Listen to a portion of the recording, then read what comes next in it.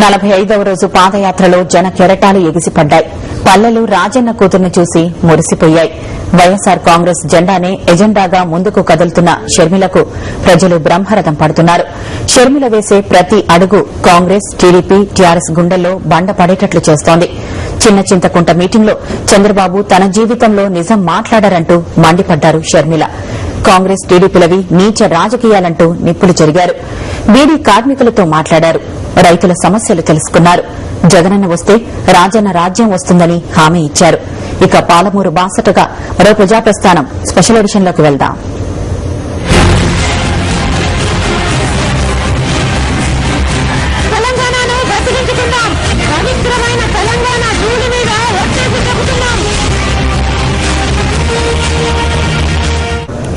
చంద్రబాబుకు విలువలు, విశ్వసనీయత ఏం లేవన్నారు షర్మిల. చంద్రబాబు తన జీవితమంతా అబద్దాలాడుతుంటారని చెప్పారు. ఎన్టీఆర్ సంక్షేమ పథకాలకు పాతరేసిన చరిత్ర చంద్రబాబుదని విమర్శించారు. వైఎస్సార్ చనిపోలేదని, ప్రజల గుండెల్లో బతికే ఉన్నారని తెలిపారు. రాజన్న రాజ్యం వచ్చిన రోజున ప్రజలు సమస్యల నుంచి బయటపడతారని తెలిపారు షర్మిల. చంద్రబాబు విశ్వసనీయత లేని నాయకుడని మండిపడ్డారు షర్మిల. చంద్రబాబు పాదయాత్ర ఎందుకు చేస్తున్నారంటూ ప్రశ్నించారు. చంద్రబాబు నాయుడు గారికైతే విలువలు, విశ్వసనీయతలు ఏదీ లేదు. మాట మీద నిలబడే నైజము ఎప్పుడూ లేదు.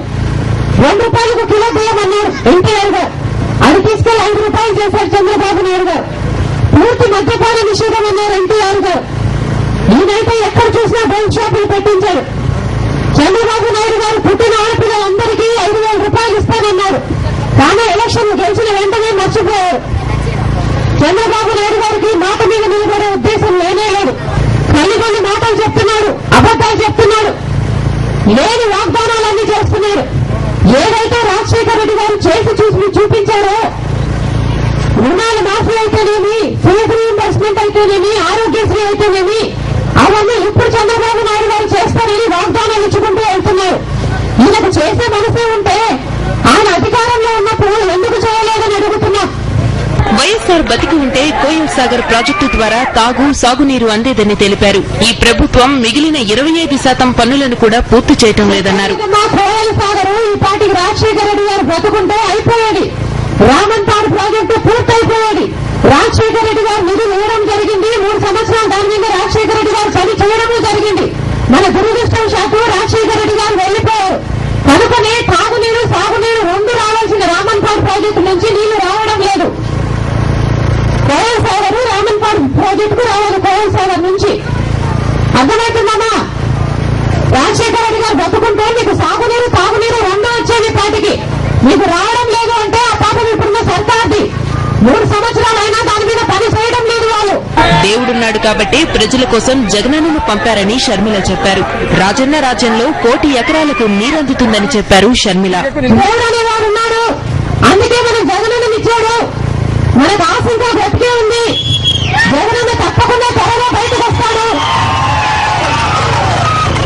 జగనన్న వెంటనే వచ్చిన వెంటనే రాజన్న రాజ్యం స్థాపించే దిశగా మనల్ని అందరినీ నడిపిస్తాడు. మిగతా పార్టీలన్నిటికీ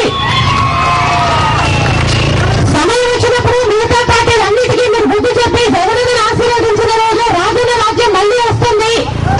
రాజన్న రాజ్యం మళ్లీ వచ్చిందంటే రాజన్న కన్న ప్రతి కళ జగనన్న నెరవేరుస్తాడు. రాజన్న ఇచ్చిన ప్రతి మాట జగనన్న నిలబెట్టాడు. రాష్ట్రంలో చేతగాని ప్రభుత్వం వల్లనే ప్రజలు ఇబ్బంది పడుతున్నారని షర్మిల అన్నారు.